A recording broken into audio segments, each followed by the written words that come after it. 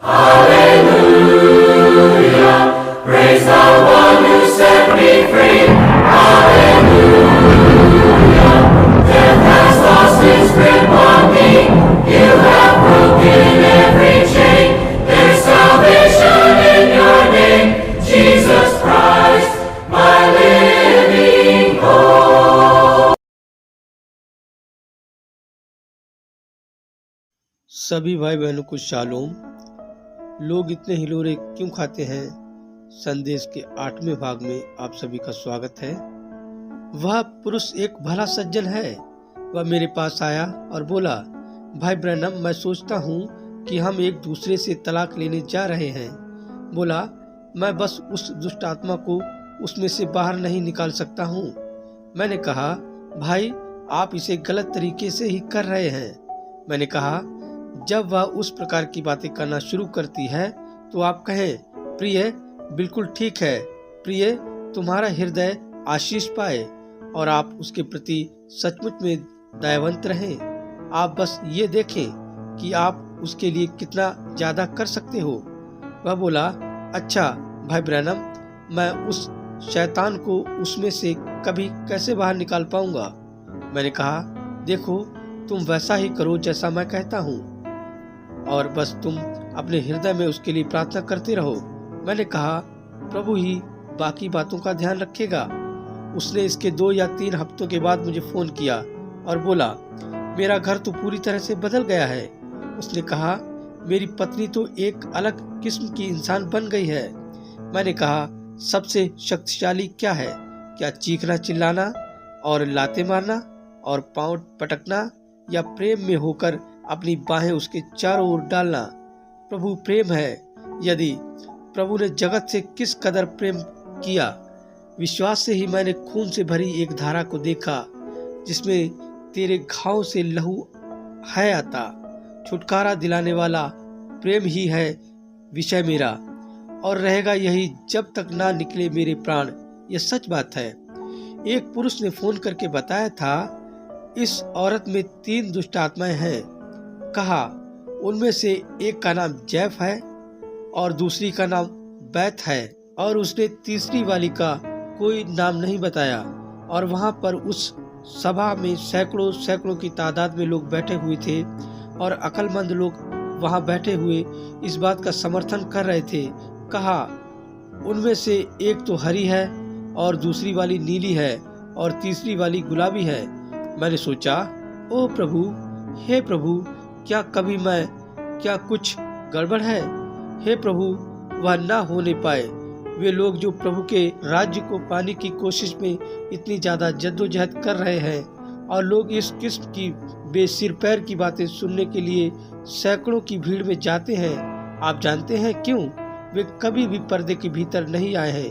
यही एक सुनिश्चित बात है। यदि वे कभी वहां पर रहे होते तो वे उससे कुछ अलग ही जानते। मेरी भेड़ मेरा शब्द सुनती है, वे किसी पराये के पीछे नहीं चलेंगी। जी हाँ श्रीमान, आपके सभी किस्म के जज्बात हो सकते हैं और आप हर प्रकार के काम कर सकते हैं और उसे धर्म का नाम दे सकते हैं। मूर्ति पूजक भी तो ठीक ऐसा ही करते हैं। परंतु मुझे तो प्रभु के प्रति वह समर्पित जीवन दीजिए जो मर चुका है और मसीह यीशु में फिर से जी उठा है, जो पवित्र अति पवित्र तेज में रहता है और प्रभु का प्रेम उसके चारों ओर सिमटा रहता है। ऐसे व्यक्ति के लिए ही तो मैं विश्वास करता हूँ कि वह वहाँ पर जा रहा होगा। मुझे तो पर्दे के पीछे प्रभु यीशु के लहू के तले रख दो।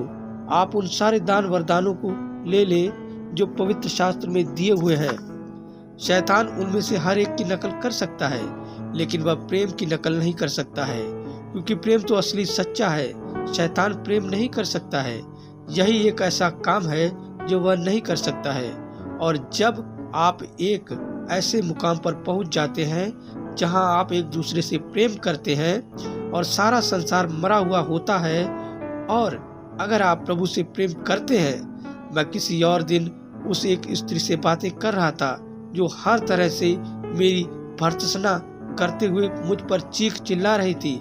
वह तो मुझ पर लगभग कोड़े लगाने जा रही थी। मैं किसी और व्यक्ति के साथ बैठा हुआ था और वह बोली, तुम इस जगह से होकर गुजरना शुरू करो और मैं शहर के हाकिम को बुला लूंगी। मैंने कहा, ठीक है प्यारी बहन, मैंने कहा, हम मसीही हैं, हमें ऐसा नहीं करना चाहिए।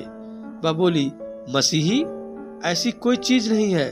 वह सचमुच में बहुत ही ज्यादा बददिमाग बदजुबान थी और वह हम पर बहुत बुरी तरह से चीख चिल्ला रही थी। और मैंने कहा, लेकिन महिला, वे तो है, क्या आप यीशु मसीह पर विश्वास नहीं करती हो? वह बोली, ओह, मैं उस पर तो विश्वास करती हूँ, मगर मैं लोगों पर विश्वास नहीं करती हूँ। मैंने कहा, आप उसके लोगों पर विश्वास किए बगैर उस पर विश्वास कर ही नहीं सकती हो। आप ऐसा कर ही नहीं सकती हो। ओह, वह सब कुछ कर रही थी, लेकिन वह मुझे कोसने में लगी हुई थी। अतः हम अपनी कार बाहर निकाल कर आए, या अपनी कार से बाहर निकल कर आए जहाँ पर हम थे। और मैंने कहा, बहन, हम तो सिर्फ यहाँ से थोड़ा सा पार निकल जाना ही चाहते थे। मैंने कहा, ऐसा करना तो बिल्कुल ठीक रहेगा। मैंने कहा, मैं ऐसा किसी वजह से नहीं करने वाला हूँ। मैंने कहा, मैं तो यहाँ पर काम ही कर रहा हूँ। और वह बोली, तुम लोग ऐसा ही करते हो।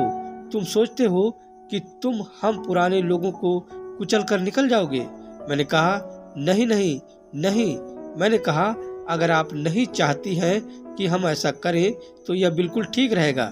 मैं नहीं जानता हूँ कि हम अपनी कार को कभी कैसे यहाँ से बाहर निकाल पाएंगे। हम अंदर आए हैं, आपके पति ने ही हमसे कहा था कि हम आ सकते हैं। मैं इसकी परवाह नहीं करती हूँ कि उसने क्या कहा था, तुम ऐसा नहीं कर रहे हो। मैंने कहा, खैर, हम यहाँ अंदर आते हैं और कोई नहीं। मैं बोली, आप वहाँ उन आंगनों से होकर चले जाओ। मैंने कहा, खैर महिला, क्या आप उस कीचड़ को देखती हैं? क्यों आप वहाँ से जहाँ इस वक्त आप हैं उस घास से होकर और उस चट्टान से होकर 10 फीट तक नहीं जा सकते हैं? मैंने कहा, बोली, यह तो आप पर निर्भर करता है कि आप इसे समझें, परंतु आप यहाँ से पार होकर जाएंगे और मैं फौजदार को बुला लूंगी। मैंने कहा, आपके पास इसका पूरा अधिकार है और मुझे खेद है कि मैं आपसे नहीं बल्कि आपके पति से मिलने आया था। मैंने कहा, मुझे इसके बारे में अफसोस है। और ओह, वह तो गुस्से में आग बबूला हो रही थी और सांस फुला रही थी और जोर जोर से सांस छोड़ रही थी और मेरे चेहरे के सामने अपनी मुट्ठी लहरा रही थी तथा ऐसा ही सब कुछ कर रही थी। मैं वहाँ पर पुराना सा मैला कुचैला ओवरऑल पहने हुए खड़ा हुआ था। मैंने कहा, बहन, मैंने संसार में ऐसा किसी भी बात के लिए न किया होता। मैंने कहा, खैर, मुझे बहुत अफसोस है कि मैंने आपको परेशान किया। मैं खुद अपने पर शर्मिंदा हूँ। मैंने कहा, तुम्हारे ही पति ने कहा था कि ऐसा करना बिल्कुल ठीक रहेगा और इसलिए। और मैंने कहा, वह बोली, तुम जवान लोग सोचते हो कि तुम हम बुजुर्ग लोगों को कुचल कर निकल सकते हो। मैंने कहा, इसमें कोई शक नहीं है कि ऐसा यहाँ पड़ोस में कई बार हुआ है, लेकिन बहन, हम मसीही हैं। मैंने कहा, मैं यहाँ पर नहीं रहता हूँ, मैं तो यहाँ पर किसी भाई की मदद करने के लिए ही काम कर रहा हूँ। वह बोली, क्या तुम यहाँ पर काम कर रहे हो? बोली, तुम यहाँ पर क्या कर रहे हो? मैंने कहा, मैं एक प्रचारक हूँ और एक सेवादार हूँ। उसने मुझे ऊपर से लेकर नीचे तक देखा। वह बोली, क्या एक सेवादार? मैंने कहा, जी हाँ महोदया। बोली, तुम यहाँ पर क्या कर रहे हो? मैंने कहा, मैं किसी की मदद करने के लिए एक भला काम करने का प्रयास कर रहा हूँ। तुम्हारा क्या नाम है? मैंने कहा, मेरा नाम ब्रैंडम है। वह बोली, क्या तुम भाई ब्रैंडम हो? मैंने कहा, जी हाँ। वह बोली, मुझे माफ़ करना। और उसके होंठ कपकपाने लगे। वह रोने लगी। वह बोली, मैं विश्वास में पिछड़ी हुई एक मेथोडिस्ट हूँ। बोली, मैं शर्मिंदा हूँ कि मैंने आपसे उस प्रकार से व्यवहार किया। मैंने कहा, बहन, प्रभु आपको आशीष दे। आप वापस गिरजे जाएं। क्या आप नहीं जाएंगी? प्रभु यीशु की सेवा करें। समझे, अगर आप वहाँ पर उछल पड़ते और उससे रगड़ा झगड़ा करना शुरू कर देते और उसे बताना शुरू कर देते कि आपके पास ऐसा करने का अधिकार तथा और दूसरी बातें हैं और आप ऐसा कर देते तो आप देखते हैं कि आपने क्या कर दिया होता। सिर्फ प्रेम के कुछ शब्द और वे दिल में गहराई तक उतर जाते हैं। भाई, यह हो हम लोगों को पर्दे के अंदर लेकर आए। यह सच बात है। आप एक छोटा सा राज जानना चाहते हैं? इसी रीति से मैं जंगली जानवरों पर जय प्राप्त करता हूँ, इसी प्रकार से मैं बीमारियों पर जय प्राप्त करता हूँ। मैं ऐसा प्रेम के द्वारा ही करता हूँ। प्रभु का प्रेम ही हमें ऐसे काम करने के लिए मजबूर करता है। पर्दे के अंदर आ जाएं। क्या आप आज ऐसा नहीं करना चाहेंगे? जबकि हमने प्रार्थना के लिए अपने सिरों को एक क्षण के लिए झुकाया हुआ है, क्या बहन पियानो बजाने चली जाएंगी? हमारे स्वर्ग पिता, हम आज आपका प्रभु के उस प्रेम के लिए धन्यवाद करते हैं जो पवित्र आत्मा के द्वारा हमारे मनों में बरसाया गया है। अब यह देखते हुए कि हमारा समय आगे बढ़ता चला जा रहा है, पिता, क्या आप इस वक्त हर व्यक्ति को दिव्य उपस्थिति में पर्दे के भीतर लेकर आ जाएंगे? यहाँ पर जवान स्त्री और पुरुष हैं, उम्रदराज स्त्री और पुरुष हैं, नौजवान हैं, कम उम्र वाले किशोर किशोरियां हैं, छोटे बच्चे हैं। पिता, हम प्रार्थना करते हैं कि आप इस सुबह उनमें से प्रत्येक को अपने संग पर्दे के अंदर लेकर आ जाएं और उन्हें अपने में मसीह में तब तक छिपा ले जब तक कि उनका नए सिरे से जन्म नहीं हो जाता है और महिमा की आशा, प्रभु की आशा उनके अंदर विश्राम न कर रही हो। और जब बैरी की आजमाइशें आती हैं तो यह इतनी ज्यादा दूर होंगी, पर्दे के बाहर होंगी कि वे उन्हें सुन भी नहीं पाएंगे। वे तो सिर्फ यीशु को ही देखेंगे। वे तो पवित्र, अति पवित्र तेज में ही रह रहे होंगे, उसकी आशीषों में रह रहे होंगे। पिता, होने पाए प्रकाश का यह घेरा जो इस वक्त टेबरनिकल में है, हर एक हृदय के अंदर वास करे। होने पाए कि यह बौद्धिकता से या जिसे तस्वीर में देख रहे हैं या जिसे स्वाभाविक आंख से देख रहे हैं वह बाहर निकल आए और होने पाए कि यह लोगों के दिलों में आ जाए प्रभु, और होने पाए या वहीं पर वास कर ले और ये प्रभु की उस उपस्थिति में जिए और इस प्रकार प्रतिदिन प्रभु यीशु के प्रति समर्पित और फलदायी और आशीषों से भरा हुआ जीवन जिए। पिता, क्या आप यह प्रदान करेंगे? जबकि हमने अपने सिर झुकाए हुए हैं, हमारी बहन धुन दे रही है, पियानो पर धुन दे रही है, बल्कि पियानो बजा रही है। वहाँ लहू से भरा हुआ एक सोता है। यही तो अंदर आने का तरीका है, वेदी पर आने का, पवित्र अति पवित्र तेज के अंदर आने का तरीका है। आता है जो इम्मानुएल की शिराओं से पापी जहाँ डूबते हैं और अपने सारे गुनाहों के दाग धब्बों से मुक्त होते हैं। क्या अब यहाँ पर कोई ऐसा होगा जिसने इस सुबह मसीह के लिए अपने हृदय में फैसला ले लिया है? आप कहते हैं, प्रभु, मैं अपना मन बना चुका हूँ।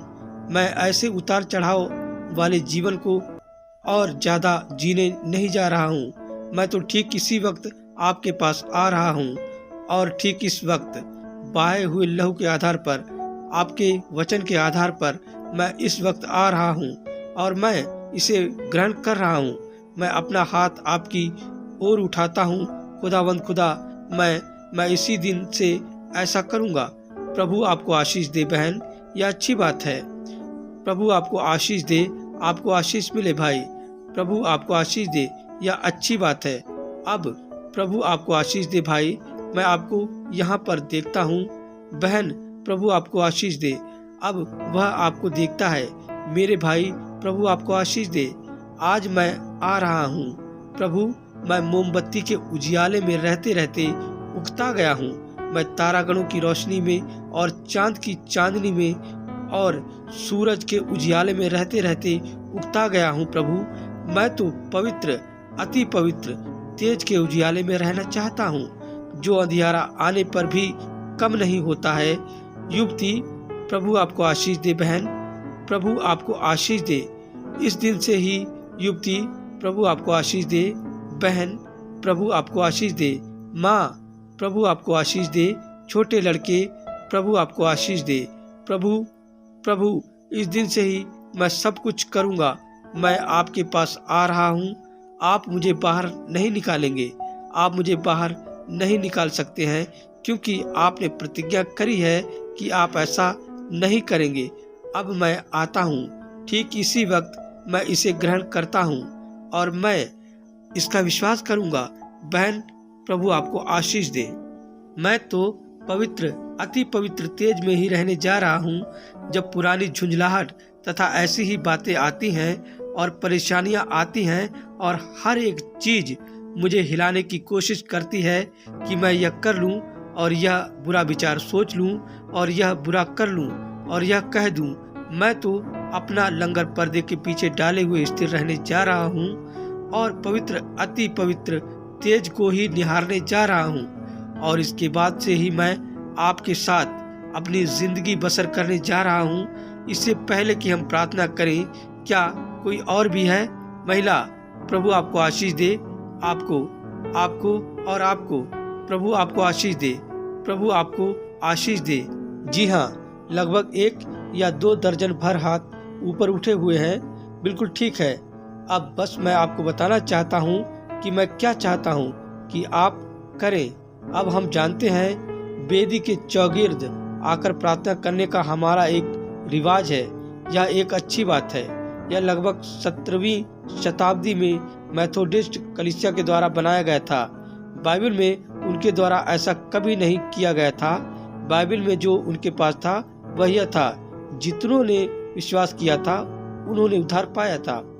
अब मैं आपसे यह चाहता हूँ कि आप जहाँ हैं आप वहीं अपनी जगह पर बैठ जाएं। मैं चाहता हूँ कि आप मेरे साथ अपना सिर झुका लें। मैं चाहता हूँ कि आप प्रार्थना करें जैसा कि मैं प्रार्थना करता हूँ और खुदा को बताएं। कहें, प्रभु अब दुनिया की सारी परवाहों को छोड़ दें और परवाह ना करें कि कौन आपके बराबर में बैठा हुआ है। प्रभु आप सभी को आशीष दें। लोग इतने हिलोरे क्यों खाते हैं संदेश का 9वां भाग आप सभी के समक्ष जल्द प्रस्तुत किया जाएगा। जय मसीह की।